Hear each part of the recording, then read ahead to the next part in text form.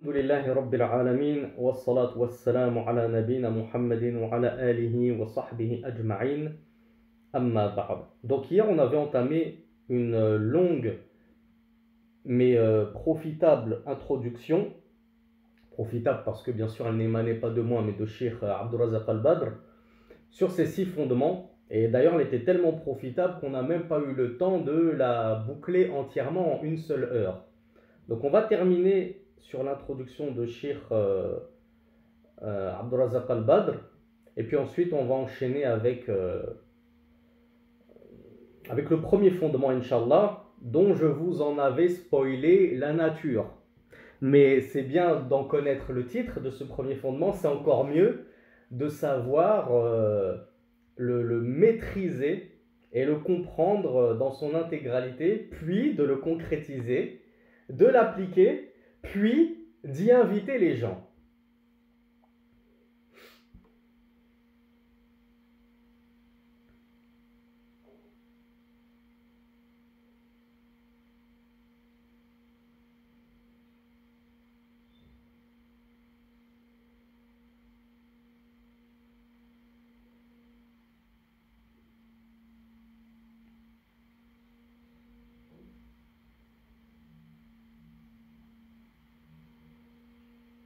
Donc le shir Abdurrazaq Al-Badr, hafidhahullah, il nous explique pourquoi est-ce que l'imam Mohammed ibn Abdel Wahhab, c'était la dernière question que je vous ai posée dans le cours d'hier, il me semble, pourquoi à votre avis il avait débuté son épître, non pas parce que sache que, Akhi, qu'Allah te fasse miséricorde, que tu dois retenir 6 choses, comme il l'avait fait par exemple pour les 3 fondements ou les 4 règles, mais il l'avait débuté parmi ce qu'il y a de plus surprenant et d'étonnant. Alors savez-vous pourquoi? Quel était le but? Alors on me dit que c'est pour attirer l'attention, c'est ce qu'on a vu effectivement. Et le shir Abdurrazaq Al-Badr, il nous dit que c'est pour que l'auditeur et le lecteur, ils se joignent à l'auteur dans son étonnement. Le shir Mohammed ibn Abdel Wahhab, c'est un peu comme s'il te disait, mais et toi, Akhi, toi qui me lis, toi qui m'entends, toi qui m'écoutes, ça ne t'étonne pas ceci? Ça ne t'étonne pas que ce que nous allons voir, ce sont 6 fondamentaux impératifs à connaître de notre religion, et en plus ils sont ultra clairs et ultra simples, et malgré tout ceci, un grand nombre de personnes intelligentes s'est fourvoyé concernant ces fondamentaux. Donc lorsque le shir nous dit que c'est quelque chose d'étonnant, il veut nous convaincre qu'effectivement c'est très étonnant. Parce que celui qui ne trouve pas cela étonnant, qu'un grand nombre de personnes se trompent de route lorsqu'il y a des panneaux tous les 50 mètres qui t'indiquent la bonne direction, ben c'est inquiétant. C'est inquiétant de ne pas trouver cela étonnant.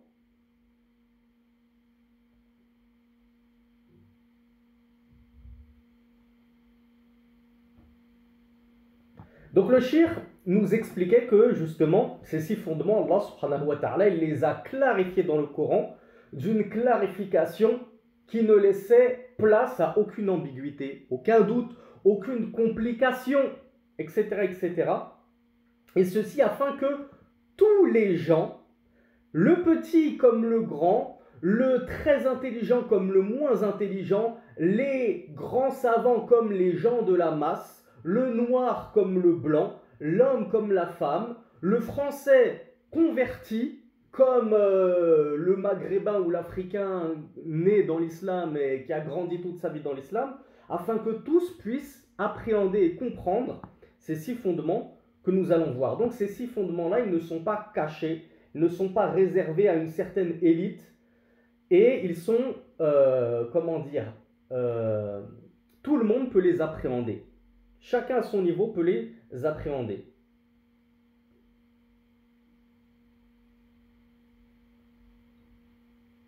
Alors à votre avis, petite question introductive, puisque ces 6 fondements, ils sont ultra simples à appréhender, à être compris et assimilés par tout un chacun, même les gens de la masse, à votre avis, comment est-ce qu'on peut prouver ceci, que ces 6 fondements, ils sont très simples? Comment on va... Quel est le dalil du shir après tout? Quelle est la preuve de quel droit le shirk se permet-il de supputer que ces 6 fondements, ils peuvent être compris par tout le monde et accessibles à tout le monde? Je rappelle que ces 6 fondements, c'est entre guillemets les titres principaux de la voie des pieux prédécesseurs. Sur quoi est-ce qu'ils reposaient? Puisqu'on a dit que le fondement, c'est la base, c'est ce sur quoi repose tout le reste de l'édifice. Alors bravo à Ibn F qui m'a apporté la réponse que j'attendais. Bravo à Ardo, bravo à Abu Fudayl. Alors vous êtes nombreux, pardonnez-moi, prenez l'habitude avec moi, je ne peux pas citer tout le monde, mais qu'Allah vous bénisse tous, qu'Allah vous augmente tous en sciences, vous êtes toujours nombreux, alhamdoulilah, à m'apporter des bonnes réponses, mais généralement je me limite à citer les 2-3 premiers pour vous motiver un petit peu à participer, à donner les bonnes réponses. C'est pas parce que je cite 3 personnes que tout le reste ont faux ou que je vous méprise ou quoi que ce soit, mes frères. Ne soyez pas susceptibles. Jazakumullahu khayran. Donc le shir, Abdurrazaq al-Badr, il nous dit quand est-ce qu'apparaît la véracité des propos de Cheikh Mohammed ibn Abdel Wahhab qui prétend que ces 6 fondements ils peuvent être compris par tout le monde. Il nous dit cela apparaît lorsque l'on lit et on médite le Coran et qu'on se rend compte que la base, la source de ces 6 fondements, elle se trouve dans le Coran. Et non seulement ça se trouve dans le Coran, mais pas qu'un peu. Pas juste le premier fondement, il se trouve dans un verset sur les je ne sais pas combien de milliers de versets contient le Coran. Deuxième fondement, il se trouve dans une sourate sur les 114 sourates du Coran. Non, le shir nous dit ça se trouve à de multiples endroits dans le Coran. C'est répétitif. Donc de sorte que celui qui lit le Coran, il ne peut pas passer à côté. Il ne peut pas se dire oui mais moi j'ai pas lu toutes les sourates du Coran, donc forcément ce fondement-là qui se trouvait dans l'une des sourates que j'ai sauté, ben il m'a échappé. Non, il suffit que tu lises un petit peu de Coran et tu trouveras la présence de ces 6 fondements dans le Coran, et bien sûr elle se trouve aussi dans la sunna du messager d'Allah sallallahu alayhi wa sallam. Alors bien sûr on va détailler tout ça, ne vous en faites pas mes frères et mes sœurs. Bien sûr qu'on va les détailler ces 6 fondements. Là c'est vraiment une introduction. Alors justement, il y a notre frère Ahmed, pardon, puisqu'il est turc, je suppose. Ahmed nous demande est-ce qu'on a des exemples de versets justement? Eh bien, prenons le premier fondement qui est la concrétisation du tawhid. Je pense que vous avez tous un exemple de verset, chacun vous allez m'en citer un différent, et ce sera une preuve qu'en fait, des versets qui insistent sur la concrétisation du tawhid et que c'est le premier des fondements à retenir et à connaître en tant que musulman, il y en a pléthore. Ils sont légions. Il n'y a pas un verset seulement dans le Coran qui nous parle du tawhid. D'ailleurs, comme on va le voir, l'imam Ibn Qayyim al-Jawziyya nous a dit tout le Coran n'est que tawhid. Il n'y a pas une seule sourate du Coran qui soit dénuée d'enseignement du tawhid. Puis nous avons des gens qui nous disent qu'est-ce que c'est que ces wahhabites qui nous parlent de tawhid toute la journée alors que ce mot n'existe pas dans le Coran. Le mot tawhid, effectivement, tawhid, écrit comme il est, il ne se trouve pas dans le Coran. Mais Ibn Abbas, radiallahu anhuma, il a dit lorsqu'Allah Azza wa Jal nous ordonne de l'adorer, qui nous dit an ya'budu, ay an yuwahhidu. Lorsqu'Allah nous demande de l'adorer, ça veut dire Allah nous demande de le monothéiser, de pratiquer son tawhid et d'affirmer son tawhid. Alors, il y a Hatouma qui nous cite le verset wa ma khalaqtul jinna wal insa illa liya'budun. Alors effectivement, c'est une preuve puisqu'on vient de voir que al-ibada, l'adoration, c'est le monothéiser Allah subhanahu wa ta'ala. En l'occurrence, lui vouer en exclusivité toutes nos adorations. Alors Umjada non, c'est pas Umjada. Oui, Umjada nous parle de la sourate Qul huwallahu ahad. Ça semble tellement évident. Pareil pour Makbouk qui nous parlait de la même sourate. Nathanaël Bravo qui nous dit Iyyaka na'budu wa iyyaka nasta'in. Alors je ne vais pas lire à voix haute toutes vos réponses. On ne va pas passer 1 heure à lire à chaque fois les réponses. Mais sous les yeux, j'ai la preuve que vous m'avez apporté plein de versets. Chacun vous m'avez apporté un verset différent, subhanallah, qui ne ressemble pas à l'autre. Ce qui prouve que dans le Coran, il y a plein de preuves qui attestent en faveur de ce premier fondement qui est la concrétisation du tawhid. Donc je ne vais pas vous spoiler une nouvelle fois, mais vous allez voir que pour le fondement numéro 2, on va retrouver plein de preuves dans le Coran. Ce sera la même chose.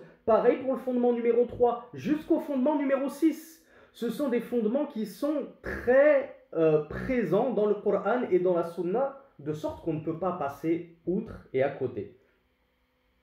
Donc, l'imam Abdul Razak al-Badr, hafidhahullah, il nous dit que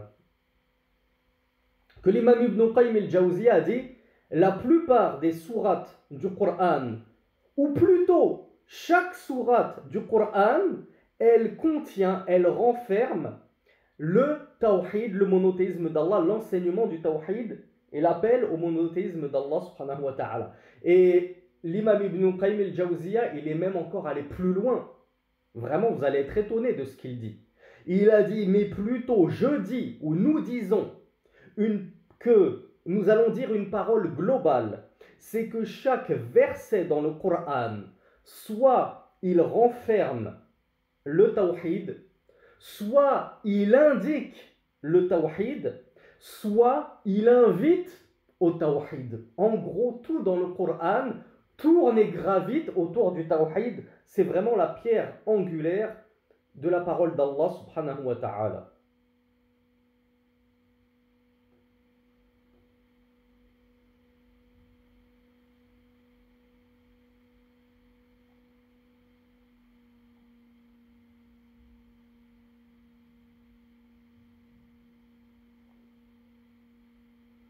Alors il y a une parole que j'ai beaucoup aimée, que Cheikh Abdul Razak al-Badr nous cite et qui est connue. Les savants ils se basent souvent sur cette parole. On a posé la question à un bédouin, ça c'est une vieille parole. Un bédouin avait été questionné. Un bédouin, c'est-à-dire quelqu'un qu'on a tendance à prendre pour une personne qui n'a pas beaucoup d'intelligence, qui n'est pas cultivée, il n'est pas allé à l'école. Il est là dans le désert avec ses moutons et ses chèvres. On lui a demandé la question à ce bédouin. Bima arafta rabbak. Comment as-tu connu ton Seigneur? Savez-vous ce que le bédouin a répondu?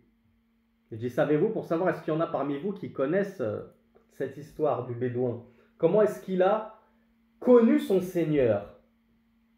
Il est dans son désert, il n'avait pas forcément accès au Coran, etc., etc.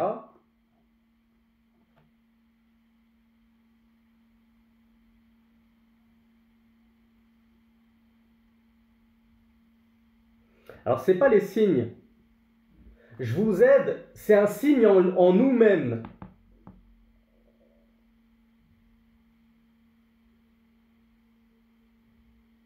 Bon, allez, je vous donne la réponse parce que je vois que personne ne la connaît, cette histoire. Ou peut-être qu'en vous donnant la réponse, vous allez dire, ah oui, je l'ai déjà entendu, cette histoire. Il a répondu,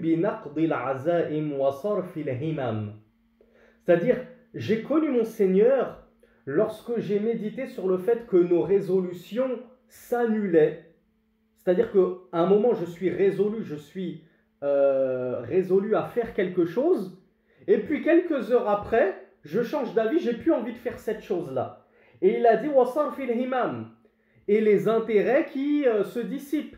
J'étais intéressé et vivement résolu à faire une chose-là, puis après quelques heures ou après quelques jours, j'ai plus trop d'intérêt pour cette chose-là et pour la faire cette chose-là.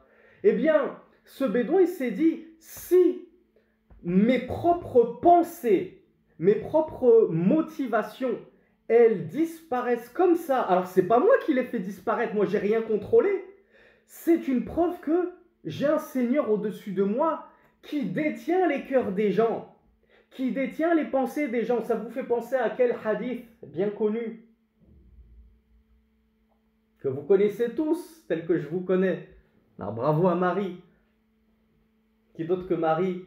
À qui d'autre que Marie ça fait penser le fait que Allah Azza wa Jal il détienne les cœurs des gens? C'est lui qui tourne les cœurs des gens. Rasulullah sallallahu alayhi wa sallam nous a appris cette dua, ya muqallib al-qulub, ô toi qui fais tourner les cœurs des gens. Détourne nos cœurs vers ton adoration, vers ton obéissance. Tourne nos cœurs vers ton adoration et ton obéissance. Et dans un hadith, le messager d'Allah sallallahu alayhi wa sallam a dit que les cœurs des enfants d'Adam, c'est-à-dire les cœurs des êtres humains, sont entre deux doigts, des doigts d'Allah subhanahu wa ta'ala. Il les tourne comme il veut. Allah guide qui il veut, il égare qui il veut. Donc ça, c'est une preuve que tu n'es pas maître totalement de toi-même. C'est Allah subhanahu wa ta'ala qui décide de beaucoup de choses. Il t'augmente en foi, te diminue en foi, il te guide, il t'égare, etc., etc. Alors, grosse question fondamentale et importante, pour ne pas que certains comprennent ces propos à l'envers. Est-ce que ça veut dire qu'alors on n'a aucune volonté propre et du coup nous sommes contraints et soumis d'agir selon ce qu'Allah avait décidé pour nous? Et du coup, en fait, si je pêche, c'est pas de ma faute, puisque mon cœur, il était entre deux doigts des doigts d'Allah, subhanahu wa ta'ala, donc si j'ai péché, j'y pouvais rien. Donc je vois qu'un grand nombre d'entre vous, vous avez la bonne réponse, alhamdoulilah, ça prouve que vous avez appris ce point fondamental du tawhid. Bien sûr, là, ce séminaire ne va pas porter sur ce point précis, qui est ce qu'on appelle la prédestinée. Je vous renvoie, pour l'étude approfondie de la prédestinée, pardonnez-moi, à certains modestes cours que j'ai dispensés sur YouTube dans la playlist, par exemple Minhaj al-Muslim. J'ai fait 3 cours qui s'appellent la prédestinée, la croyance au destin. Dans les 3 fondements, je crois qu'on y a consacré 1 cours et demi, 2 cours. Et dans la playlist sur la croyance de l'imam al-Tahawi, on y a consacré aussi 1 cours ou 2. Et c'est important, mes frères et mes sœurs, de bien maîtriser ce gros morceau de la aqidah, de la croyance du musulman, pour ne pas s'égarer. Parce que la croyance en le destin, ça fait partie de quoi, mes frères et mes sœurs? Ça fait partie de ce qu'on appelle furu'ud-din, les branches subsidiaires de la religion. Bravo. La croyance en le destin, ça fait partie des 6 piliers de la foi. Tu ne peux pas être un musulman croyant si tu ne crois pas en le destin. Ou que tu as des ambiguïtés dans le destin qui te font rejeter le destin. En disant, non, on est contraint, on est soumis. Regardez le bédouin, il a dit, j'ai connu mon Seigneur en voyant les dissipations de mes résolutions et de mes intérêts. Ça prouve que c'est Allah qui enlève toute motivation de mon cœur. Du coup, je suis contraint à œuvrer selon ce qu'Allah Azza wa Jalla a voulu. Non, c'est pas ainsi qu'il faut le comprendre. Tout est soumis à la volonté d'Allah subhanahu wa ta'ala. Comme nous le dit Abdurrazaq al-Badr, Allah Azza wa Jalla nous dit dans Surat At-Takwir, que vous connaissez tous, versets 28 et 29, Liman sha'a minkum an yastaqim, wa ma tasha'una illa an yasha Allahu rabbul alamin. C'est-à-dire, ceci est un rappel, le Coran, pour celui qui veut se tenir droit, qui cherche la droiture. Et vous ne voudrez que si Allah, le Seigneur des mondes, le veut. Donc même si toi tu cherches la guider, tu veux la guider, tu ne pourras vouloir cette guidée et atteindre cette guidée que si Allah Azza wa Jal le veut. Si Allah ne veut pas te guider, eh bien tu ne seras pas guidé. Mais je vous rassure, mes frères et mes sœurs, encore une fois, il faut préciser, Allah certes n'est pas injuste. Ne vous dites pas, mais c'est injuste. La personne, elle veut être guidée, elle cherche à cheminer vers Allah. Et Allah, s'il ne veut pas la guider, il ne va pas la guider. Mais ça ne veut pas dire que si notre volonté, elle est tributaire et dépendante totalement de la volonté d'Allah, subhanahu wa ta'ala, ça veut dire qu'Allah ne va pas guider une personne qui cherche la guider. Au contraire, on a vu dans plusieurs cours que Allah, subhanahu wa ta'ala, il répond à l'invocation de celui qui l'invoque. Et il exauce les doigts des gens. Donc si toi tu demandes à Allah la guider, bien sûr qu'Allah Azza wa Jal, il va te guider, il n'est pas injuste. Mais c'est juste qu'il ne faut pas penser comme l'autre extrême. On a vu le premier extrême, c'est les Qadariya, ceux qui ont renié le destin, ou plutôt on parlait des Jabriya, ceux qui ont dit on est tous soumis à la volonté d'Allah et on n'a pas de libre arbitre, on ne peut pas œuvrer selon ce qu'on veut nous. Et à l'autre extrême qui est les Qadarites qui ont rejeté le destin et qui disent Allah il ne peut pas influer sur nos actes, il peut pas décider, il ne sait même pas ce qu'on va faire. Allah ne sait même pas ce que je vais dire dans 2 secondes, etc. Donc eux, ils ont complètement rejeté la prédestinée. Il y a un juste milieu. Oui, toutes nos volontés, elles sont tributaires et dépendantes d'Allah. Chacune de nos actions, c'est Allah qui les crée. Il nous donne la force et la puissance nécessaires pour pouvoir agir. Si Allah ne créait pas nos actes, on ne pourrait rien faire. On serait comme des feuilles mortes, comme ça, qui virevolent au vent. Donc Allah subhanahu wa ta'ala, c'est lui qui crée tout, c'est lui qui détient tout, c'est lui qui décide de tout. On ne peut pas aller outre sa volonté lorsqu'il refuse absolument et catégoriquement quelque chose, sachant qu'il y a deux types de volonté, mais on ne va pas encore ouvrir cette nouvelle parenthèse. Et en même temps, on a un libre arbitre. C'est-à-dire que Allah subhanahu wa ta'ala, il veut qu'on fasse la prière, il nous l'a même ordonné. Ensuite, il a laissé les enfants d'Adam agir selon leur volonté propre. Est-ce que moi, je vais avoir la volonté d'obéir à Allah et pratiquer la prière, ou alors je vais avoir la volonté de désobéir à Allah et ne pas pratiquer la prière? Donc le fait que je ne pratique pas la prière, c'était ma volonté à moi. Je ne vais pas dire c'est la volonté d'Allah, il n'a pas voulu que je prie, c'est pour ça que j'ai jamais prié, parce qu'Allah il l'a pas voulu, il m'a pas guidé. Non, tu as ta part de volonté aussi. C'est juste que ta volonté, elle n'est pas exclusive et absolue, comme si elle n'était pas soumise et dépendante de la volonté d'Allah subhanahu wa ta'ala. Donc je ferme cette grosse parenthèse, mes frères, ce sont des points qui méritent un développement conséquent, et ceux qui n'ont jamais étudié ce chapitre de la croyance, je les renvoie justement au cours sur le destin susmentionné.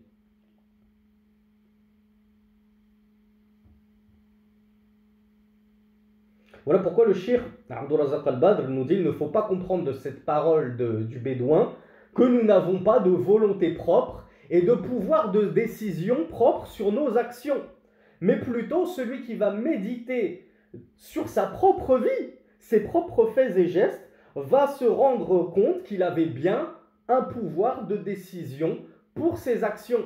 Il a eu le choix de faire le bien ou le mal, et c'est lui qui volontairement, malgré qu'Allah Azza wa Jal faisait tout pour le détourner du mal et lui montrer le droit chemin, il s'est entêté, ce serviteur, et il a désobéi sciemment à Allah subhanahu wa ta'ala. Donc il ne faut pas rejeter la faute sur Allah pour nos méfaits et nos mauvaises actions. Ensuite, on avait vu en fin d'introduction, en fin de propos de Cheikh Mohammed ibn Abdel Wahhab, qu'il nous avait dit qu'un grand nombre d'intelligents se sont malgré tout fourvoyés et égarés concernant ces 6 fondements.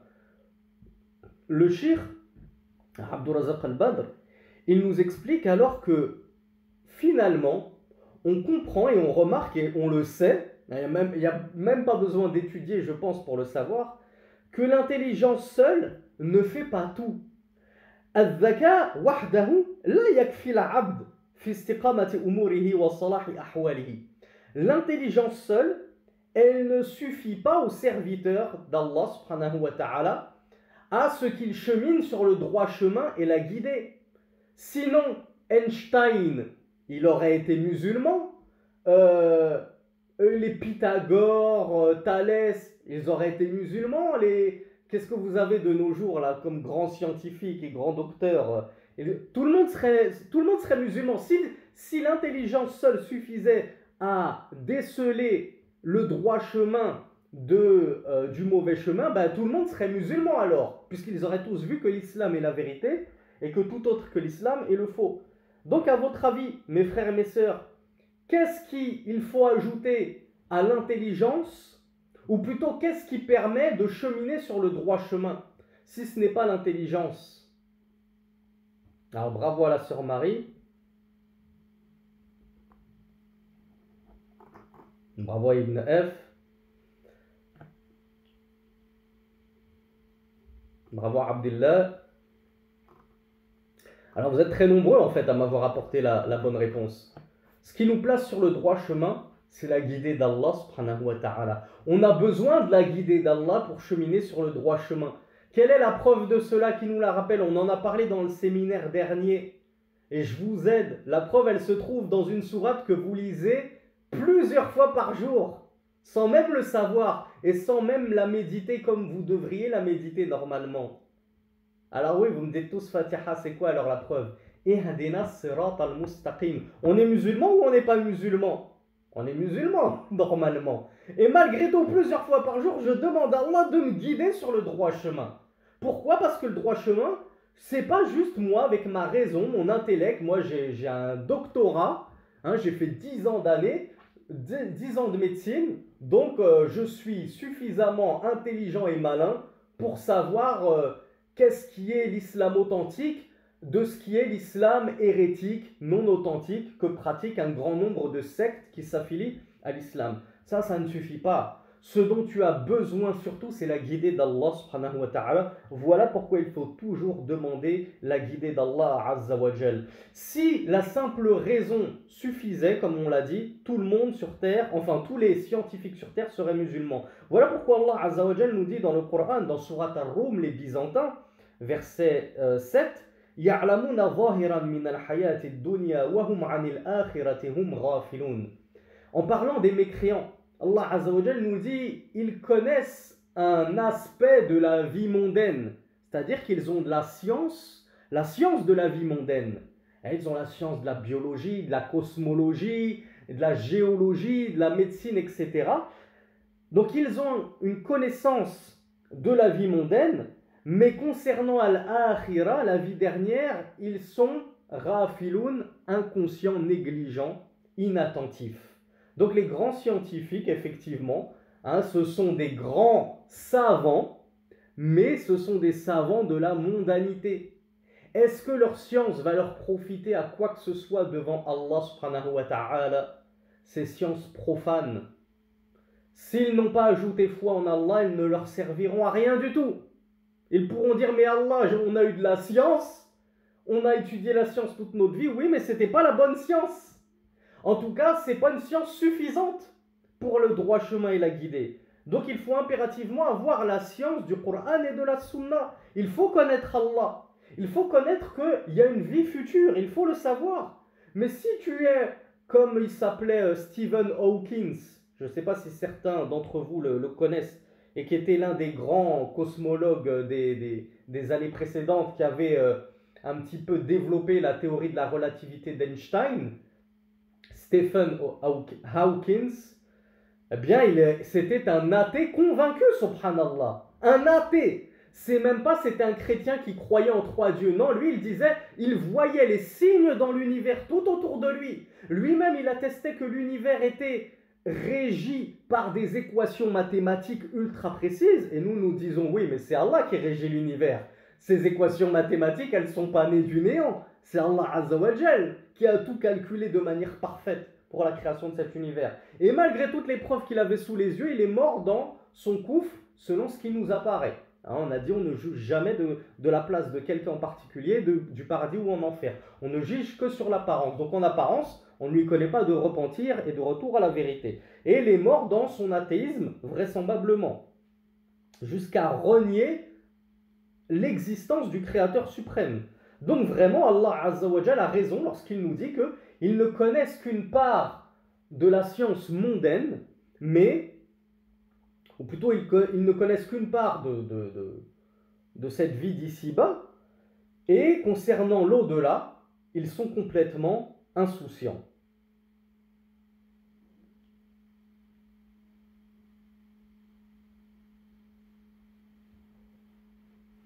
Et comme Cheikh Abdurrazzaq al-Badr a raison en nous disant que, subhanallah, ils ont atteint un niveau de science dans la mondanité, la profanité, ce qu'on appelle les sciences profanes, c'est toutes les sciences du bas monde. Ce n'est pas la science religieuse shara'i qui nous intéresse normalement. Le Cheikh nous dit qu'ils ont atteint un niveau de science très élevé dans les mondanités et la profanité. Mais la chose la plus importante pour laquelle ils ont été créés, ils l'ignorent totalement.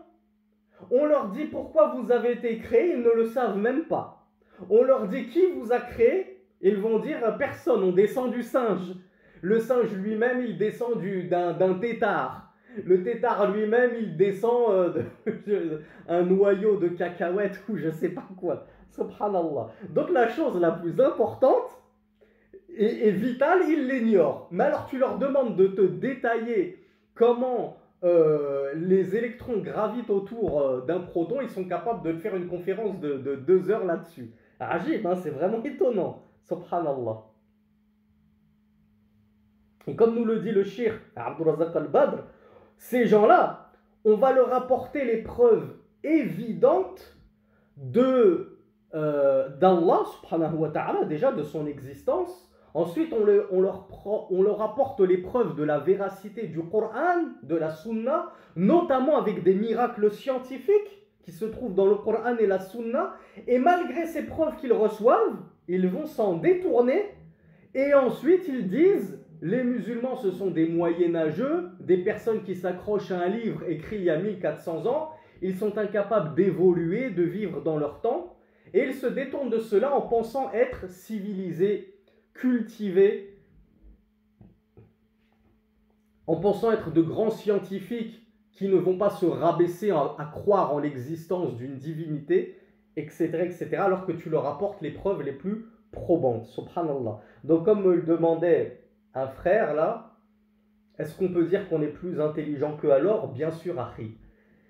Peu importe ton niveau, même si tu as redoublé 10 fois ta 6e, je te rassure, Akhi, tu seras toujours plus intelligent que Einstein et Stephen Hawking réunis et tous les scientifiques koufars du monde réunis. Parce que c'est ça la vraie intelligence. C'est quoi la véritable intelligence, mes frères et mes sœurs? N'est-ce pas que c'est de reconnaître la vérité lorsqu'elle se présente à nous et de nier le faux lorsqu'il se présente à nous? Et quelle vérité plus vraie que Allah subhanahu wa ta'ala? Allah, parmi ses noms, il s'appelle Al-Haqq, la vérité. Allah, c'est la vérité absolue. Subhanallah. La vérité absolue qu'est Allah, tu vas le rejeter, puis tu dis que tu es un scientifique qui ne suit pas des fables musulmanes de Bukhari et Muslim, tu suis la preuve. Mais subhanallah, Allah, c'est une preuve en lui-même, subhanallah. Il n'y a pas plus immense comme preuve qu'Allah subhanahu wa ta'ala. Et pourtant, tu l'as rejeté dans ta vie. Donc, bien sûr qu'on est beaucoup plus intelligent que ces gens-là.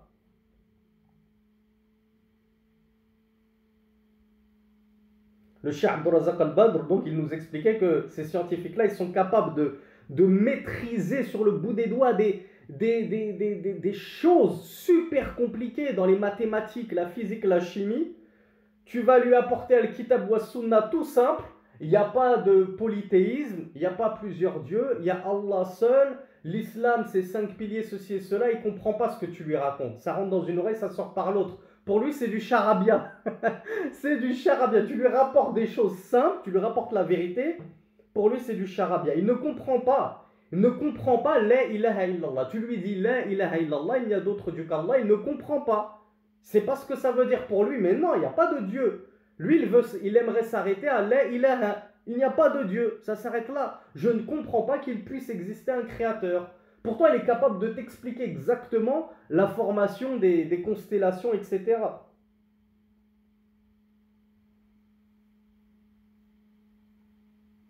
Voilà pourquoi il y a une parole de Shaykh al-Islam ibn Taymiyyah rahmatullahi alayhi qui est très jolie. Il a dit, en parlant des scientifiques parmi les mécréants, il leur a été donné l'intelligence. Alors je vous l'ai dit en arabe parce que justement en arabe c'est plein de, pas des jeux de mots, mais c'est joliment écrit en arabe. Donc pour ceux qui apprennent la langue arabe, vous allez peut-être pouvoir en profiter de la beauté de cette parole. Il a dit « Utu zaka'an wa ma utu zaka'an ». Ils ont été donnés l'intelligence, az-zaka, avec un zal, mais ils n'ont pas été donnés az-zaka, qui est la purification, en l'occurrence la purification de l'âme. Donc leur âme, elle est souillée par la mécréance. Wa u'tu fuhuman wa ma u'tu uluman. Il leur a été donné la compréhension des mondanités, des sciences profanes, mais il ne leur a pas été donné les sciences, puisque la véritable science, c'est la science du Coran et de la Sunna. C'est ça la science véritable qui nous bénéficiera devant Allah subhanahu wa ta'ala. Pas la science de la chimie, de la biologie, même si c'est intéressant et profitable et bénéfique de s'engager dans la voie de l'apprentissage de ces sciences-là. Je ne demande pas à tout le monde d'abandonner ses études, de quitter le collège-lycée, de quitter la fac et de tous aller s'inscrire à Médine pour être talib ilm, étudiant en sciences, etc. Mais seulement, ce sont des sciences qui sont moins importantes que la science du livre d'Allah et de la sunna du messager d'Allah. وَأُعْطُوا سَمْعًا وَأَبْصَارًا وَأَفْئِدَةً فَمَا أَغْنَى عَنْهُمْ سَمْعُهُمْ وَلَا أَبْصَارُهُمْ وَلَا أَفْئِدَتُهُمْ مِنْ شَيْءٍ إِذْ كَانُوا يَجْحَدُونَ بِآيَاتِ اللَّهِ وَحَاقَ بِهِمْ مَا كَانُوا بِهِ يَسْتَهْزِئُونَ. Comme dans Surat Al-Ahqaf. Et Cheikh l'Islam termine en disant: et on leur a donné l'ouïe, la vue et des cœurs pour réfléchir. On a dit que la réflexion, l'islam, chez les savants de l'islam, elle se trouve en réalité dans le cœur et non pas dans la cervelle. Et pourtant, ni leurs ouïes, ni leur vue, ni leur cœur ne leur ont bénéficié en quoi que ce soit, car ils reniaient les signes d'Allah, et alors ce dont ils se moquaient les a saisis. Comme Allah Azza wa Jal nous le dit dans le verset 26 de la sourate Al-Ahqaf.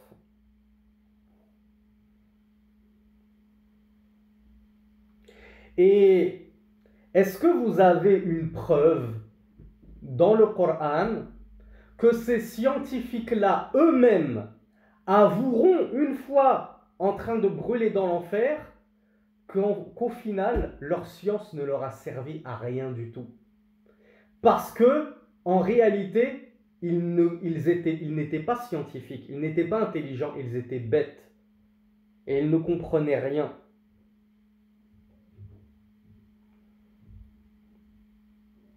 Alors il y a Marie qui me dit Surat Al-Haqq, je pense qu'elle parle plutôt de la Surat Al-Haqq. Alors il faudrait qu'elle m'apporte le verset, parce que je ne vois pas duquel elle parle. Il y a MacBook M qui me parle aussi de Surat Al-Haqq, alors dites-moi c'est quoi ce verset qui vous vient en tête. Alors bravo à Jasmine, elle a dit Surat Al-Mulk. C'est ça dont Cheikh Abdurrazaq Al-Badr nous parle ici. Il y a un verset dans Surat Al-Mulk, As-Salafia aussi, elle nous parle de Surat Al-Mulk, effectivement. Alors qui voit c'est quoi ce verset? Parce que vous m'avez dit la sourate. Qui le connaît ce verset dans Surat Al-Mulk? Ah, Marie a dit Ma arna anni sultaniya. Non, là c'est pas ça. El sultan ici, c'était pas la science des mondanités. Alors, Cheikh Abdurrazaq Al-Badr, il nous cite la parole d'Allah. Il nous dit, il y a en enfer, ces gens-là qui se croyaient intelligents regretteront de ne pas avoir su ce que c'était que la véritable science, la science d'Allah subhanahu wa ta'ala. Et alors ils diront وَقَالُوا لَوْ كُنَّا نَسْمَعُ أَوْ نَعْقِلُ مَا كُنَّا فِي أَصْحَابِ السَّعِيرِ. Le verset numéro 10 de Surat Al-Mulk, la royauté ou le royaume, la royauté surtout. Ils diront, si nous écoutions, si nous avions écouté et si nous raisonnions, nous n'aurions pas été parmi les habitants de la géhenne.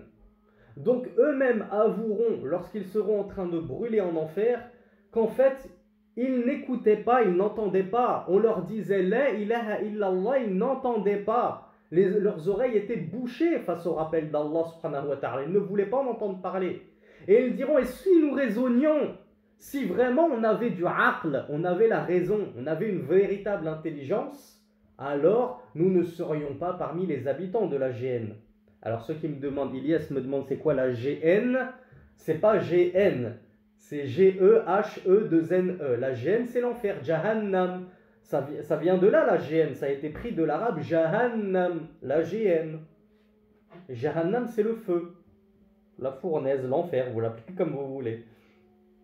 Donc ça c'est une preuve formelle dans le Coran que ces gens-là attesteront de leur propre manque de réflexion et d'intelligence et de raison. La raison, c'est pas de savoir toutes ces formules physico-chimiques par cœur. La vraie science, c'est de savoir que La ilaha illallah Muhammadun Rasulullah. Celui qui a déjà la science de ça, il a tout gagné. Il a déjà gagné le paradis.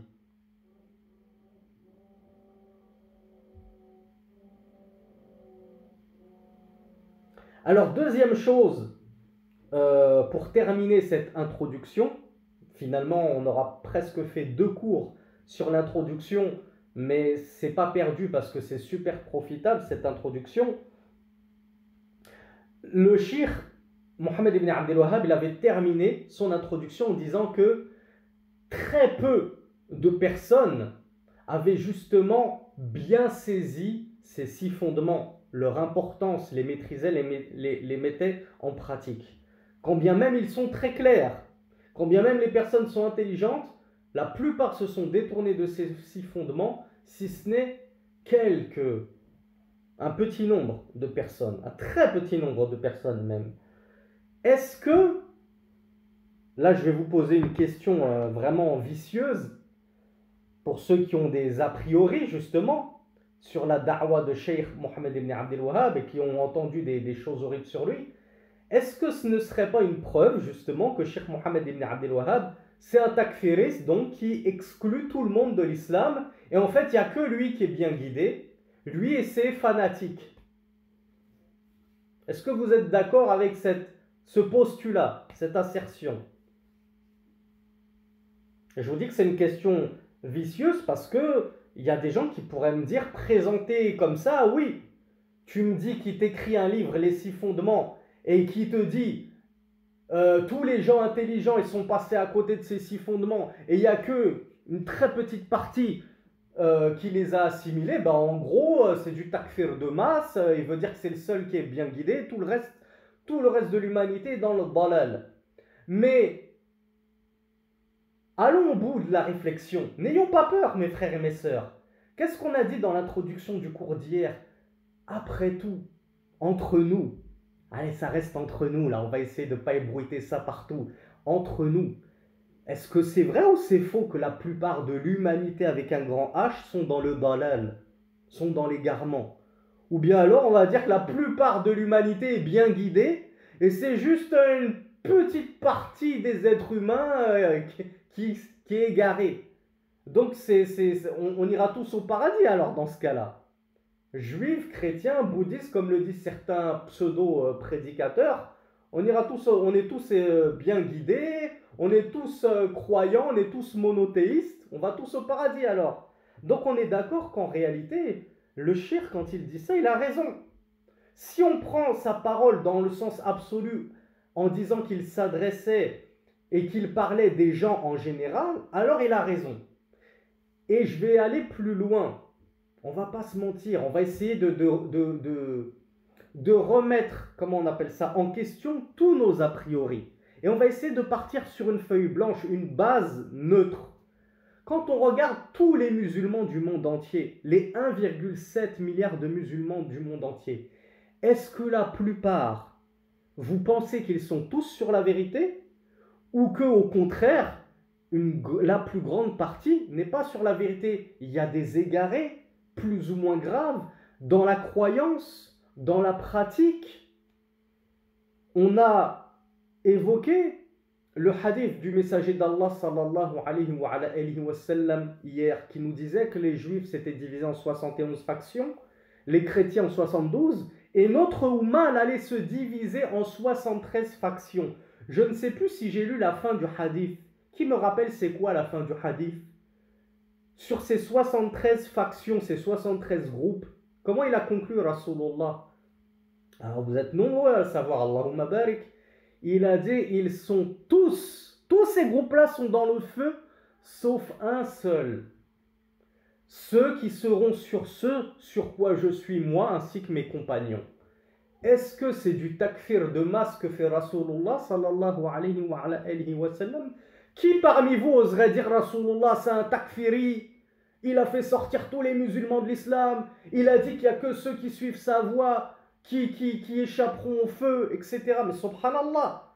Donc ces propos de Cheikh Mohammed ibn Abdel Wahhab, ces paroles que nous disons et qui font peur aux gens, qui font pleurer les plus fragiles, ah, c'est des takfiris, c'est ceci, cela.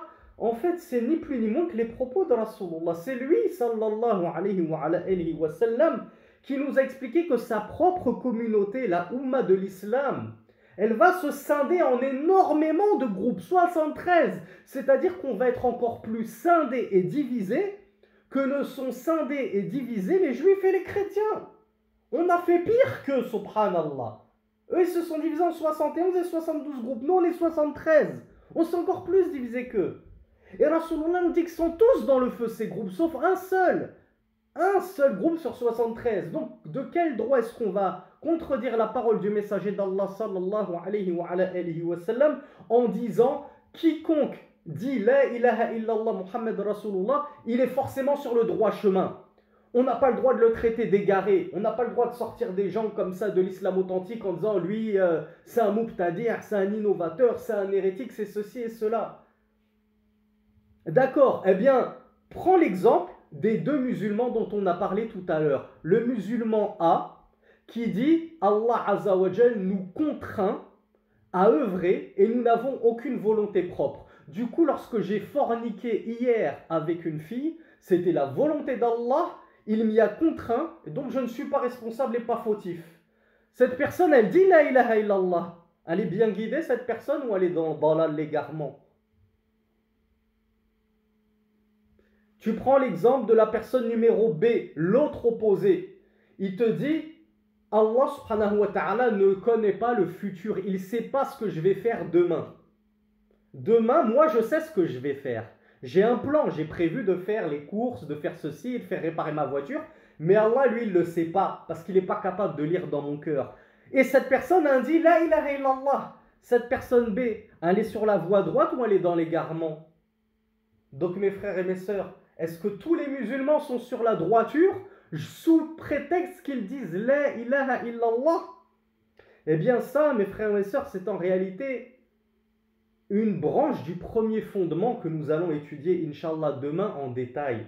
Ce premier fondement, c'est le tawhid. Et le tawhid, ça s'étudie, mes frères et mes sœurs, ça doit se comprendre intelligemment. Et comme je vous l'ai dit hier, et on l'a redit aujourd'hui, ne vous inquiétez pas, le tawhid, c'est simple, c'est facile.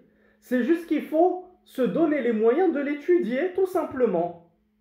C'est pas je passe ma journée sur Netflix, sur la PlayStation, je me dis musulman, et je crois être sur le droit chemin. Par héritage, j'ai hérité de cette religion, et quand on me pose des questions sur le tawhid, je botte en touche parce que j'ai jamais étudié. Ben oui, mais le tawhid, c'est comme le reste, ça s'étudie, akhi. Si les maths, la physique, la chimie, la médecine, ça s'étudie, pourquoi est-ce que la religion, ça ne s'étudierait pas? Tu penses que la religion, c'est quelque chose on se réveille le matin, ah, ça y est, je suis un religieux, je connais bien ma religion, et tu es capable de débattre avec des chrétiens, des athées, etc. Ah non, la religion, ça s'apprend, mes frères et mes sœurs. Et c'est pas pour rien qu'on a des livres énormes écrits dans la religion, qu'il y en a qui font des dizaines d'années d'études dans la religion. Ça ne veut pas non plus dire que la religion, que les bases de la religion sont compliquées et inaccessibles, comme on l'a vu hier. Donc, effectivement, lorsque Muhammad ibn Abdel Wahhab nous dit que la plupart des gens, même parmi les intelligents, se sont égarés concernant la compréhension de ces 6 fondements, est-ce que vous pensez que de sa part, et répondez-moi honnêtement, hein, moi je ne suis pas ici pour vous imposer mon avis. Je suis là pour qu'on essaye de terminer ce séminaire en étant tous convaincus par la vérité. Et on va essayer d'atteindre tous ensemble la vérité sur tous ces sujets-là. Là, à l'heure d'aujourd'hui, est-ce que vous pensez que c'est de l'exagération quand le cheikh Mohammed ibn Abdel Wahhab nous dit que la plupart des gens se sont égarés concernant ces 6 fondements? Vous n'avez même pas besoin de connaître les 6, je vous ai juste parlé sur le tawhid. Juste le premier fondement, ne serait-ce que le premier fondement. Est-ce que la plupart ont bien concrétisé le tawhid à votre avis? Quand on voit que dans certains pays, ça tourne autour de tombes, que ça égorge pour des djinns, que ça jette de l'argent dans des tombeaux, que ça invoque des morts en larmes, etc., que ça consulte des sorciers en croyant ce qu'ils nous disent, en pensant qu'ils connaissent l'avenir, est-ce que la plupart des gens, ils ont bien compris le tawhid? Malheureusement, il y en a de moins en moins. Donc, alhamdoulilah, la plupart d'entre vous, vous m'avez dit que non, ce n'était pas de l'exagération. Et vous verrez à la fin de ce séminaire qu'effectivement, ce n'était pas du tout de l'exagération de la part du cheikh. Maintenant, c'est facile, moi, de vous imposer ma réponse à moi. Non, ce n'est pas de l'exagération, mais je dois vous apporter mes preuves, moi aussi. Tout prédicateur doit vous apporter ses preuves. Celui qui vous dit « suivez-moi aveuglément comme un mouton », Ça, c'est le soufisme. C'est les gourous soufis qui manipulent leurs mouridoun, hein, ce qu'ils appellent les mourides, leurs disciples, comme des marionnettes. Ton shir, il te dit, fais une prière sans ablution, tu lui obéis. Tu te dis, le shir, il connaît mieux que moi ce qui est bon pour moi, je vais faire une prière sans ablution. Mon shir, il m'a dit qu'il avait atteint al-yaqin, la certitude, donc il n'a plus besoin de prier. Eh ben, je le crois. C'est normal, c'est un waliullah, c'est un saint. Il est plus, comme on appelle ça, concerné par ses obligations. Lui, il a atteint un stade de proximité avec Allah qui le dispense d'adorer Allah.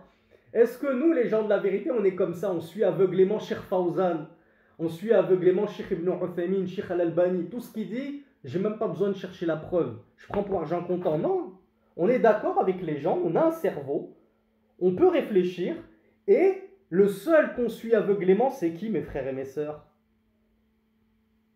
C'est quel shir aujourd'hui qu'on a le droit de suivre aveuglément? Al-Ruhayli, Al-Usaymi, Abdurrazaq al-Badr? Ah, c'est l'imam. C'est quoi son prénom à cet imam? Ah, il y en a un qui m'a dit Al-Albani, là. il va me mettre de mauvaise humeur, là. Cet imam, il s'appelait Muhammad ibn Abdillah. Et c'était votre prophète. C'est le seul homme, sallallahu alayhi wa sallam, que vous avez le droit, et plutôt dont vous avez le devoir et l'obligation de suivre aveuglément. C'est-à-dire que même l'imam Malik, il t'est interdit de le suivre aveuglément. Lui-même, l'imam Malik a dit, on prend de tout le monde et on rejette de tout le monde, sauf l'habitant de cette tombe. Et il indiquait la tombe du messager d'Allah, sallallahu alayhi wa sallam, puisqu'il se trouvait dans la mosquée de Médine. L'imam Malik lui-même a reconnu que tout un chacun, on pouvait prendre de lui, rejeter de lui, et dire non, là, shir, là, imam, je ne suis pas d'accord. Je ne peux pas vous suivre sur cet avis-là, parce que moi, voilà, j'ai eu la preuve du Coran et de la Sunna que la vérité, elle était autre. Donc on a le droit de demander aux gens, respectueusement, l'un n'empêche pas l'autre. C'est pas parce qu'on contredit une personne qu'on est irrespectueux. Respectueusement, tu demandes à Sami, tu demandes aux savants, c'est quoi ta preuve que la plupart des gens sont dans l'égarement? Je veux bien te croire, juste donne-moi une preuve. Eh bien, Cheikh Abdurrazaq al-Badr, il nous les a ramenées.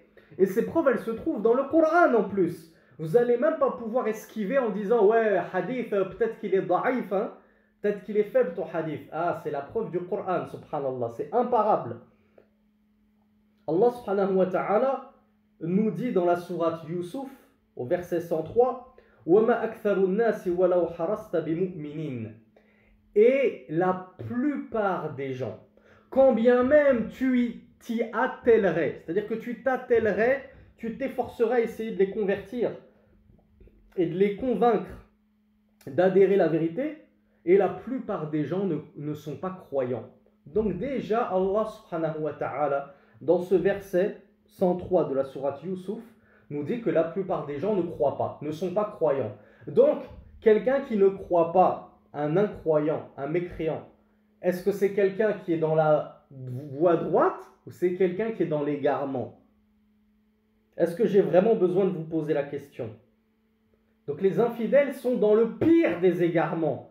Je ne sais pas mes frères et mes sœurs, à moins que vous connaissiez un égarement pire que le shirk et le koufr, la mécréance, l'infidélité, l'association, vous l'appelez comme vous voulez. Je ne sais pas si chez certains d'entre vous le meurtre c'est pire que le koufr, que le viol c'est pire que le koufr, que la mécréance, mais pour qu'on soit bien clair, il n'y a pas plus grand péché que cela. Est-ce que vous avez une preuve dans le Coran? On va rester sur le Coran, on ne va même pas essayer d'aller chercher dans les hadiths. Qui pourrait m'aider, me ramener une preuve pour m'aider à me défendre? Dans le Coran où Allah Azza wa Jal nous montre qu'il n'y a pas pire que le koufr. Alors ne me donnez pas des noms de sourates, barakallahu fikoum, écrivez-moi le verset directement en français. Parce qu'Abu Foudail, il me dit Sourate 4, verset 43, mais je ne connais pas par cœur les numéros des versets. Donc je ne sais pas c'est quoi ce verset. Alors bravo à Ardo.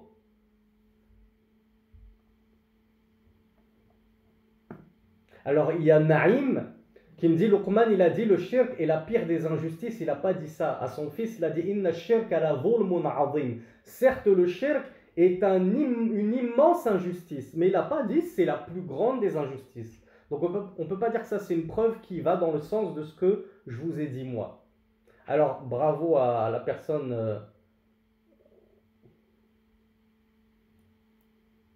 Alors, en plus il y en a plein qui... Il y en a plein qui se sont trompés là-dessus justement, qui ont dit pareil que le frère Abou Foudaïl.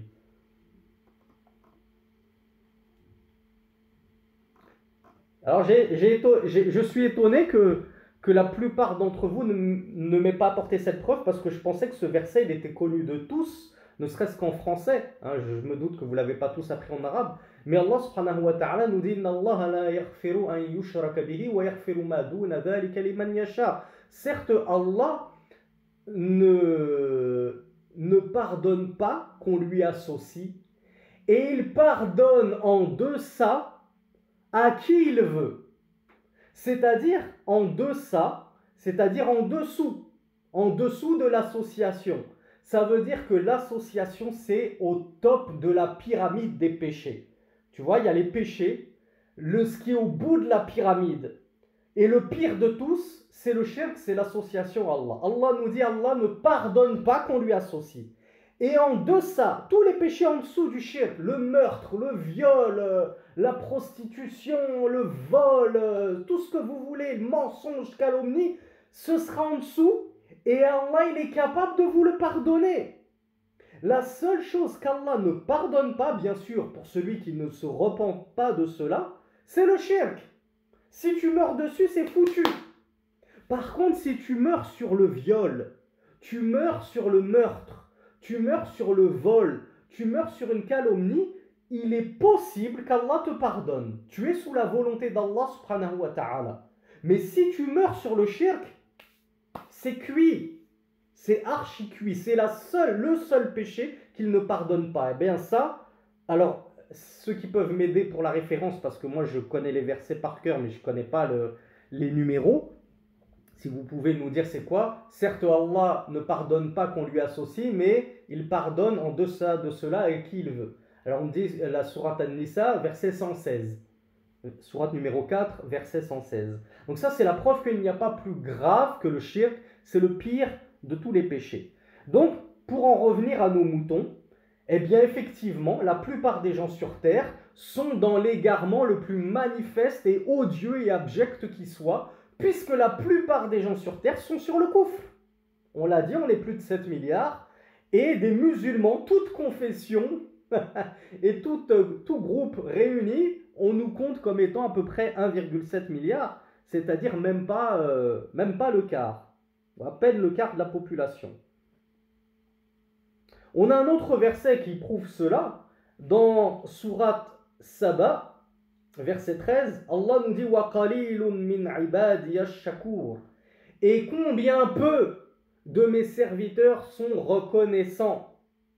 Donc la plupart des serviteurs d'Allah subhanahu wa ta'ala ne sont pas reconnaissants, ne sont pas sur la rectitude, puisque est-ce que quelqu'un qui chemine fidèlement sur la voie droite n'est pas reconnaissant? C'est ça la reconnaissance ultime, c'est de faire ce qu'Allah t'ordonne et de t'éloigner de ce qu'Allah t'a interdit. C'est ça la voie droite. Eh bien ça, c'est quelqu'un qui est reconnaissant. Et celui qui va zigzaguer comme ça dans l'islam, moi je prends un peu de halal et un peu de haram de temps en temps, etc. Je délaisse un petit peu de halal, je prends un petit peu de haram, ben celui-là n'a pas remercié Allah subhanahu wa ta'ala comme il méritait d'être remercié. Donc verset 13 de Sourate Saba. Dans un autre verset, Allah nous dit وَمَا يُؤْمِنُ أَكْثَرُهُمْ بِاللَّهِ إِلَّا وَهُمْ مُشْرِكُونَ. Dans le verset 106 de la sourate Youssouf, Allah nous dit et la plupart d'entre eux ne croient en Allah qu'en lui associant. C'est-à-dire qu'ils refusent de croire au monothéisme.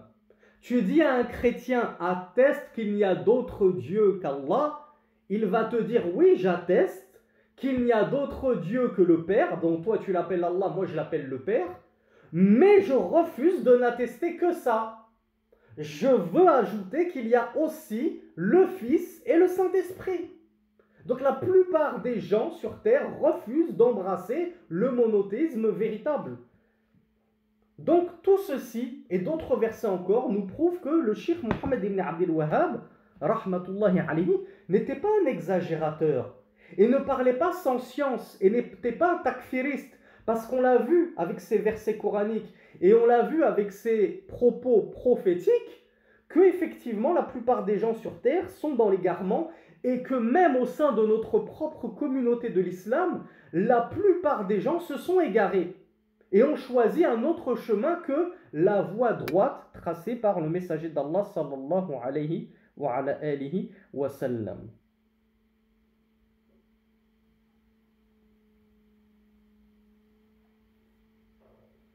Alors on va terminer avec un point important. Je m'excuse de déborder, je sais que chez vous il est 23 heures. N'hésitez pas à quitter si vous êtes trop fatigué. Là, c'est vraiment une parenthèse qu'on a déjà évoquée dans de nombreux cours. Elle est importante à mes yeux, mais bon, on va dire qu'on va, Inch'Allah, le réétudier par la suite dans les 6 fondements. C'est une parenthèse sur la mise en garde, les fameux mises en gardistes. Et on est en plein dans les propos de Cheikh Abdul Razak al-Badr.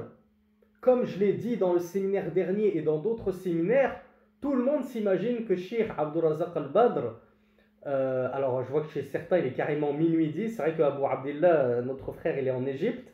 Allahumma barik, Allah lui facilite son acquisition de la science auprès de Cheikh Raslan et d'autres chouïrs d'Égypte.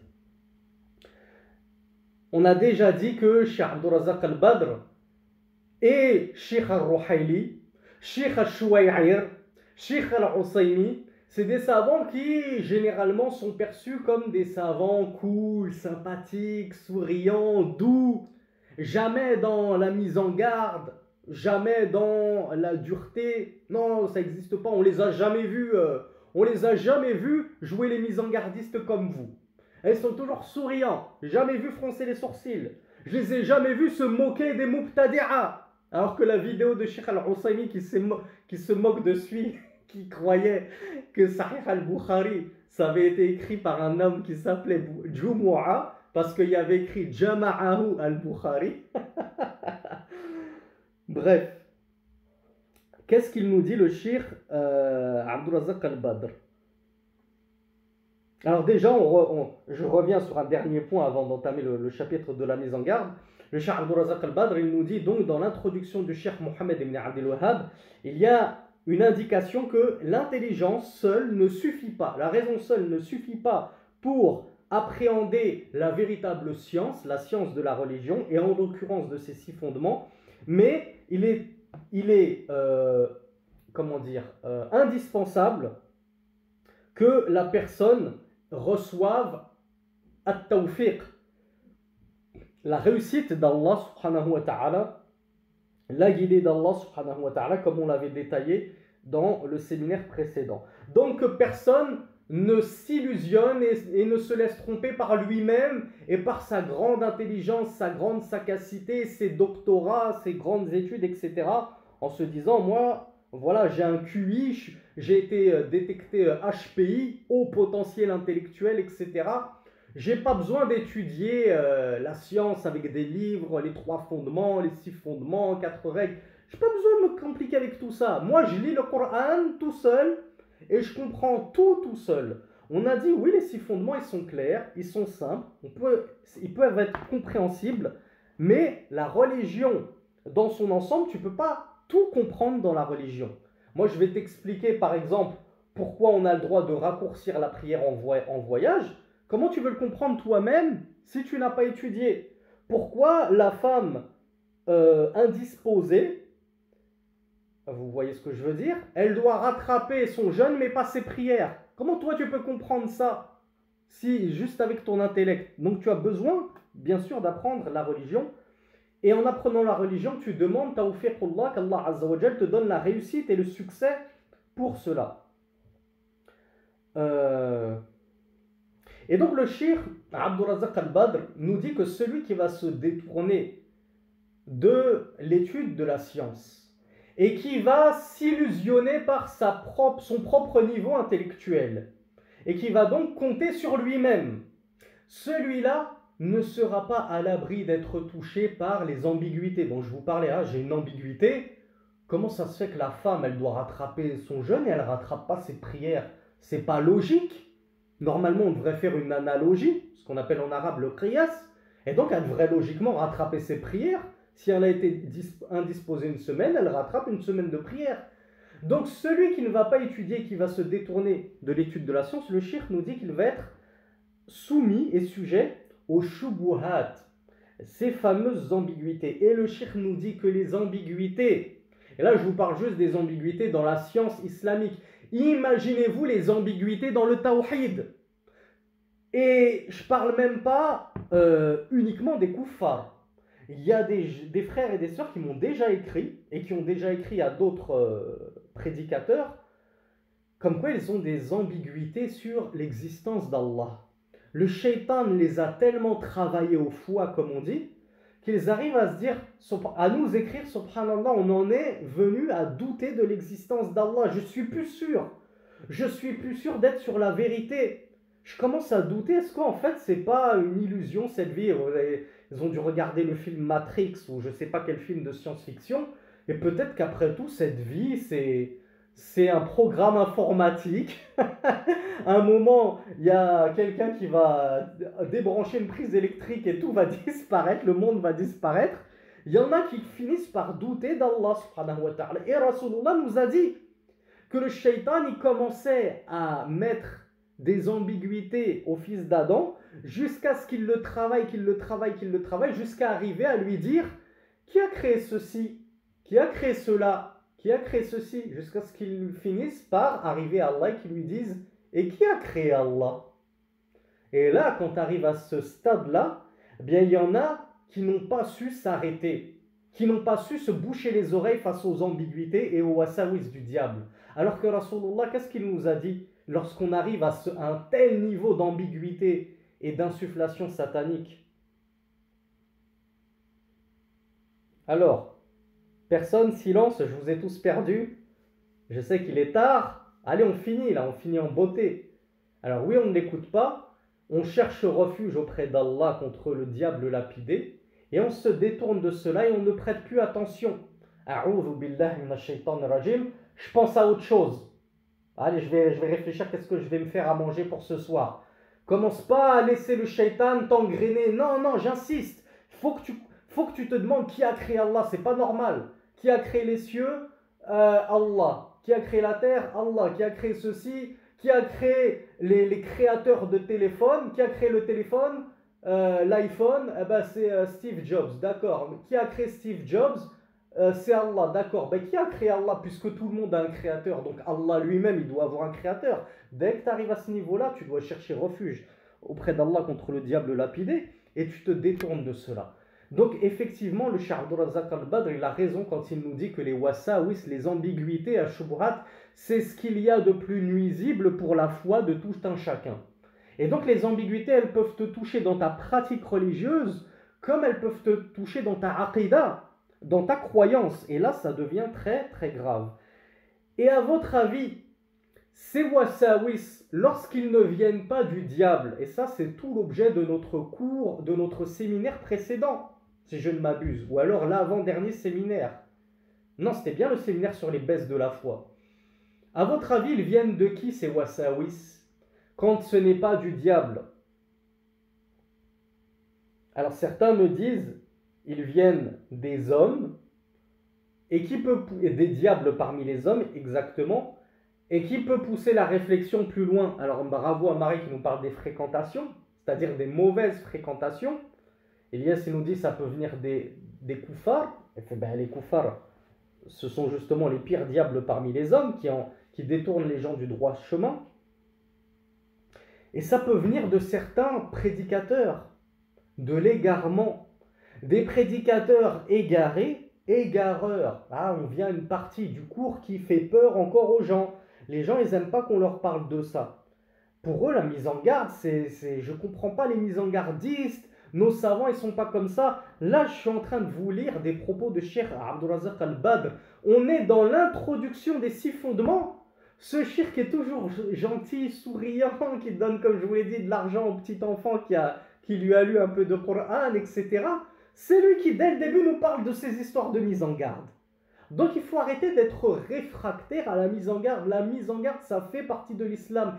Et qu'est-ce que le Coran? Qu'est-ce que la parole d'Allah subhanahu wa ta'ala? Si ce n'est l'invitation au monothéisme et la mise en garde contre l'association et le shirk et la mécréance. Allah Azza wa Jal nous met en garde contre le suivi des pas du diable. Donc subhanallah, la mise en garde, c'est un fondement de notre religion, mes frères et mes sœurs. Et quiconque s'obstinera à écouter ces prédicateurs de l'égarement contre lesquels on a mis en garde, et je ne parle pas de certains extrémistes justement dans la mise en garde qui eux font des mises en garde à des TikTokers.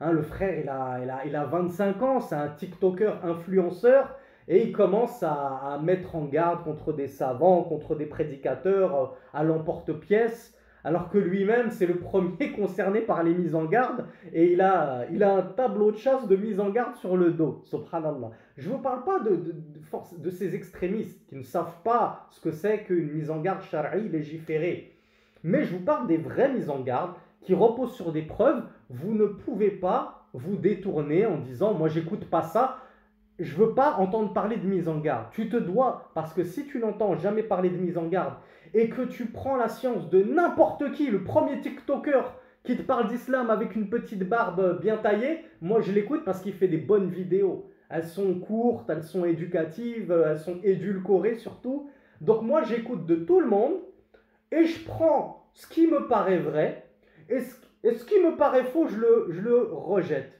Mais Harry, tu as quel niveau dans la science pour savoir ce qui est vrai du faux? Si tu as atteint un tel niveau dans la science pour savoir ce qui est vrai du faux, ben pourquoi tu l'écoutes? Toi, deviens imam et fais da'wa aux gens. Si tu as atteint cet apogée dans la science au point de savoir ça c'est juste, ça c'est faux, ça c'est juste, ça c'est faux, ben fais des cours. Fais des cours, Harry, alors.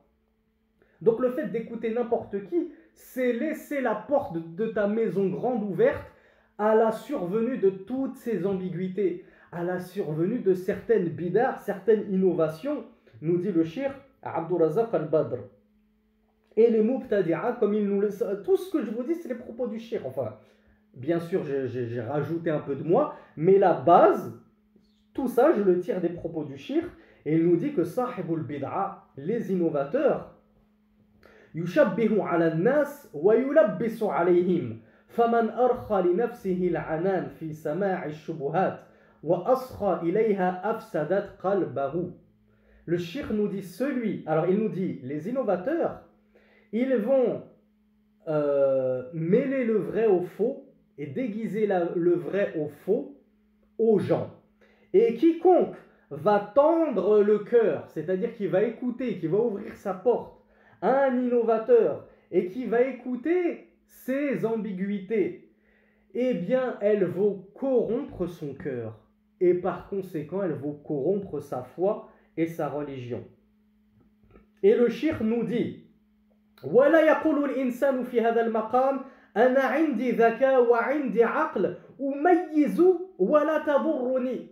Et que nul ne dise moi j'ai une raison, je suis intelligent, j'ai du aql, je sais distinguer le vrai du faux. Et alors, ce prédicateur ne me nuira pas. Boussena, il ne me nuira pas. Je sais qu'il a abusé avec sa fatwa en disant qu'on pouvait fêter Noël avec sa famille catholique pour montrer une belle image de l'islam et ne pas les vexer, ne pas les courroucer, etc. Ça, je le rejette. Puis, il fait une fatwa sur Fortnite. Et il te dit, il n'y a aucun mal à jouer à Fortnite, à jouer aux jeux vidéo, il faut bien se divertir un peu de temps en temps. Et comme je n'ai pas la science, moi je me dis, ben ouais, il a raison, c'est vrai, c'est logique ce qu'il dit, les jeux vidéo, Fortnite, bon, ça, y a rien de mal, c'est vrai, c'est pas du shirk. Il ne s'agit pas de fêter Noël. Du coup, ça, je prends de Boussena. Et donc, j'ai rejeté une partie de son discours et j'ai pris une partie de son discours.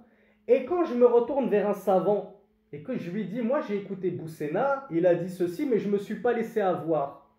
Et le savant te dit par exemple, et du coup les jeux vidéo, et tu lui dis, bah c'est autorisé. Boussena, il a dit que c'était autorisé de jouer à Fortnite. En plus, il t'a même pas dit c'est autorisé de jouer à Tetris. C'est carrément Fortnite. Vous connaissez tous Fortnite. C'est quoi le but de Fortnite? C'est de construire des escaliers. J'ose même pas vous le dire, je vais vous traumatiser. Comment ça s'appelle déjà Battle Royale? Ce style de jeu, c'est ce qu'on appelle Battle Royale. C'est-à-dire, on est tous sur une île et on doit s'entretuer, tous, entre musulmans, on s'entretue. Le but, c'est d'être le dernier survivant, celui qui n'a pas été dévoré et tué et assassiné par les autres. Voilà les jeux que vous dit Boussena, il n'y a pas de mal de se divertir. Subhanallah. Ajoute à cela les femmes représentées avec des attributs indécents, t'ajoutes sûrement la musique, t'ajoutes les pertes de temps, t'ajoutes les achats compulsifs, etc. Voilà le mal de dire, moi je suis suffisamment intelligent, j'ai de l'intellect, j'écoute tous les prédicateurs qui me plaisent, qui sont à la mode, je prends que le bien d'eux, et le mal je le rejette. Ben regarde, tu t'es fait avoir sur une fatwa. Toi, tu t'es fait avoir par Fortnite. Il y en a un autre qui va se faire avoir par une autre fatwa. Il y en a un qui va se faire avoir par, comment il s'appelle, l'un des Karkari, là, tous les Karkari d'ailleurs, la secte des Karkari, notamment le Bilal Laskari, là, je ne sais plus comment il s'appelle, qui va te dire, il n'y a pas de mal à invoquer les morts dans leur tombe, c'est pas du shirk. Voilà, moi je rejette ce qui me plaît, j'accepte ce qui ne me plaît pas. Tu peux tomber dans le shirk à cause du suivi des mauvaises personnes sans même t'en rendre compte. Voilà pourquoi c'est pas moi qui vous le dis. C'est le shirk Abdourazaq al-Badr, c'est écrit noir sur blanc. Bon, vous ne voyez pas à la caméra. C'est lui qui nous dit que personne ne pense ainsi. Je suis suffisamment intelligent, je sais faire la part des choses et ces gens-là ne me nuiront pas. Si tu leur tends l'oreille, ça finira par te toucher, crois-moi. Et le shir termine en nous disant فَقَدْ كَانَ أَئِمَّةُ السَّلَفُ وَعُلَمَاءُ السُّنَّةِ رَحِمَهُمُ اللَّهُ عَلَى مَا آتَاهُمُ اللَّهُ مِنَ الْعِلْمِ وَالْفَهْمِ وَالذَّكَاءِ ما كانوا يصغون إلى مجادل ولا لأرباب الشبهات وأهل الأهواء ولا يطيحون لهم الحديث في مجالسهم حتى ولا نصف كلمة كما جاء عن بعضهم كل ذلك حفظا للدين ومحافظة عليه وصيانة له من الزلل. Fin des propos de Shir Abdourazaq al-Badr et fin de cette muqaddima très bénéfique. Je vous l'ai traduit pour terminer.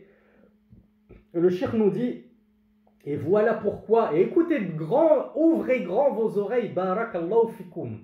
C'est Shir Abdourazaq al-Badr qui vous le dit, ce Shir qui paraît tellement gentil et doux, qui est à l'opposé des pseudo-mise-en-gardistes du net, qui n'ont pas étudié chez les savants et qui ont inventé un nouveau minhaj, le minhaj de Sheikh Rabi' al-Madkhali, et les autres ils ne sont pas comme ça, etc., etc. Écoutez ce qu'il vous dit. Il dit les savants, les imams du salaf, les imams parmi les pieux prédécesseurs, et les savants de la sunna, malgré toute la science qu'ils possédaient et qu'Allah subhanahu wa ta'ala leur a donnée, malgré leur compréhension pointue des textes, des choses et de la religion, malgré leur grande intelligence et leur sagacité, ils n'écoutaient pas, ils ne tendaient pas l'oreille aux polémiques, aux polémistes, les gens qui font de la polémique. Et ils ne tendaient pas l'oreille aux ashab ash-shubuhat, les détenteurs d'ambiguïté, ceux qui propagent les ambiguïtés aux gens. Ils ne les écoutaient pas, ni aux gens des passions. Subhanallah, mais ces propos, vous vous rendez compte est-ce que vous vous rendez compte de ces propos? Je ne trouve pas de mots pour vous dire à quel point, subhanallah, les gens, vous vous êtes fait tromper pour une grande partie sur le sujet de la mise en garde. Les Mehdi Islam Mag, Nader Abou Anas, les Rachid El-Jay vous font peur. Les Din Qayyima, etc. Non, il ne faut pas écouter les salafis, c'est des mises en gardistes, etc. Les salafos salih, les imams Les imams des salafus salih, ils avaient le niveau le plus élevé de science. Eux se refusaient d'écouter les gens de la bid'a, les innovateurs, les gens des ambiguïtés et les gens des passions. Quand on vous dit par exemple n'écoutez pas un tel, il y en a qui vous disent ouais, vous faites du tabdir de masse, vous faites que des mises en garde, vous sortez les gens de la sunna, vous rendez tout le monde innovateur. C'est faux. On ne dit pas forcément qu'un tel il est innovateur, mais on dit au moins il est égaré, égareur. Ça fait partie des ashabul hawa, des gens des passions.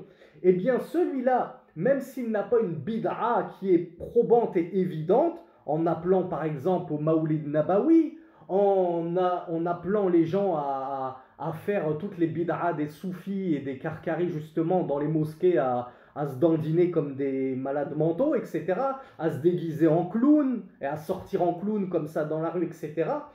Il suffit que tu sois juste quelqu'un qui est touché par la passion. Et du coup, dans tes cours, tu vas transmettre ces passions comme transmettre la passion des jeux vidéo. Comme le fameux Alain Ali, dont je vous parle depuis des années maintenant, ou l'imam Ismaël de Marseille. Alain Ali qui va transmettre à son public sur ses réseaux sociaux sa passion des mangas, dont l'attaque des titans. Ismaël Marseille qui va transmettre sa passion pour le football, et en l'occurrence l'OM, carrément. L'Olympique de Marseille, tranquille, un club dans un pays mécréant, tranquille, on parle on transmet sa passion aux gens, les gens des passions. On nous dit que les salafus salih, les savants des salafus salih, ils avaient atteint l'apogée, ils ne les écoutaient pas ces gens-là. Toi, tu vas les écouter, Akhi Urti, barakallahu fik. Cheikh Abdurrazaq al-Badr te dit que ces savants-là, des pieux prédécesseurs, ils ne leur donnaient même pas l'occasion d'ouvrir la bouche dans les assemblées. Il y avait un innovateur, quelqu'un des passions qui venait, il était chassé comme un malpropre. Tu t'assois pas dans notre assemblée. On ne va pas te donner la parole. Nous, qu'est-ce qu'on fait? Non seulement on a laissé le micro à toute une génération d'imams autoproclamés qui n'ont étudié nulle part, Reda Zer et compagnie. Ça y est, les premiers qui se sont lancés sur TikTok, ils ont touché un public parce que c'était les premiers à parler d'islam sur TikTok. Est-ce que ça fait pourtant de lui un savant ou un étudiant en sciences? Loin de là. Il est à des années-lumière de la science. Et il est dans un égarement profond. Donc non seulement on leur a donné un micro, tiens, continue à nous faire des vidéos, on va s'abonner à toi, on te met des faves, mais en plus, on les laisse justement, on confie notre religion à eux. Donc si encore ils parlaient dans leur coin, vous savez comme les poivreaux qui sont dans le bistrot, il est avec sa bouteille de bière et il se parle tout seul, il dit va comme ça, personne ne le calcule comme on dit, personne ne l'écoute. Mais nous le problème, c'est qu'on n'a pas fait ça. On a vu un Reda Zer qui surgit par là, un autre qui surgit par là, un Boussena, un Rachid Al-Jay, un Alain, je sais pas quoi, j'ai oublié tous leurs noms, Merdi d'Islam Mag. Et il a fait un discours devant une tombe, ça a fait le tour de la sphère des réseaux sociaux, de YouTube. Ça y est, les gens ils se sont dit, ah, il a fait un beau discours devant une tombe, c'est un imam, c'est un prédicateur, on peut l'écouter. Ben ça y est, on lui a donné un mimbar, on lui a donné un tremplin, on lui a donné un micro, on écoute.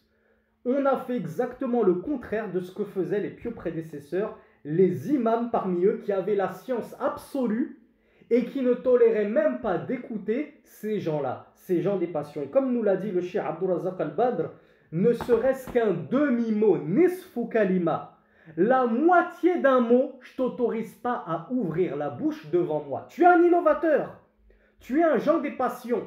Moi, je suis un imam de la sunna parmi les pieux prédécesseurs. J'ai la science suffisante pour déceler le vrai du faux et pourtant, je t'écoute pas. Je te donne pas la parole. Je vais même pas te laisser avancer tes arguments. Nous, on n'a pas de science. On ne fait pas partie des pieux prédécesseurs, on fait partie des toutes dernières générations. On est à la fin des temps, subhanallah. On est la génération de la fin des temps. On a zéro science. Et on va non seulement laisser ces gens-là parler, au lieu de leur dire taisez-vous, vous n'avez pas le droit de parler d'islam, ce n'est pas votre domaine de compétence, vous n'avez jamais étudié. Tu me fais un rappel d'islam, derrière toi, il y a un poster de Sangoku. Mais réveille-toi. T'as des posters Dragon Ball Z, tu me fais des doros sur l'islam. Mais on est où? Sangoku, qui invoque des Shenron, des dragons, qui ressuscitent les gens avec des boules de cristal. On est où? C'est toi qui vas me faire un rappel? Et le pire, c'est qu'en plus, après l'avoir écouté ce rappel, je le partage, je le like, je le transfère. On fait tout le contraire de ce qu'on est censé faire, mes frères et mes sœurs, et de ce sur quoi était la voie des pieux prédécesseurs. On termine là-dessus, je suis désolé pour cette grosse demi-heure que je vous ai rajouté, imposée, alors qu'il est très tard, mais c'est un point qu'a tenu à soulever le Cheikh Abdourazaq al-Badr, ce cheikh toujours dans la douceur, qui termine son introduction en nous mettant sévèrement en garde contre le fait d'écouter tout et n'importe qui, de prendre des innovateurs, de prendre des gens de la passion, de prendre des gens qui n'ont pas étudié tout simplement l'islam. Donc attention aux ambiguïtés, mes frères, attention à qui vous écoutez. Et maintenant, Inch'Allah, on a terminé notre introduction. J'espère que vous l'aurez trouvé bénéfique et profitable. Et à partir de demain, là, on va vraiment rentrer dans l'étude à proprement parler de ces 6 fondements, en commençant par le tawhid et sa concrétisation. Qu'Allah vous protège, mes frères et mes sœurs, qu'Allah vous préserve, qu'Allah nous guide, je ne m'exclus pas du lot, qu'Allah nous guide tous sur le droit chemin, nous raffermisse sur la voie de la vérité, nous préserve des ambiguïtés et nous fasse mourir pleinement soumis à sa volonté, et qu'il nous ressuscite tous ensemble au paradis en compagnie de son bien-aimé. هذا والله أعلم وصل اللهم على نبينا محمد سبحانك اللهم وبحمدك أشهد أن لا إله إلا أنت أستغفرك وأتوب إليك والسلام عليكم ورحمة الله وبركاته. Bonne nuit à vous tous وآخر دعوانا أن الحمد لله رب العالمين.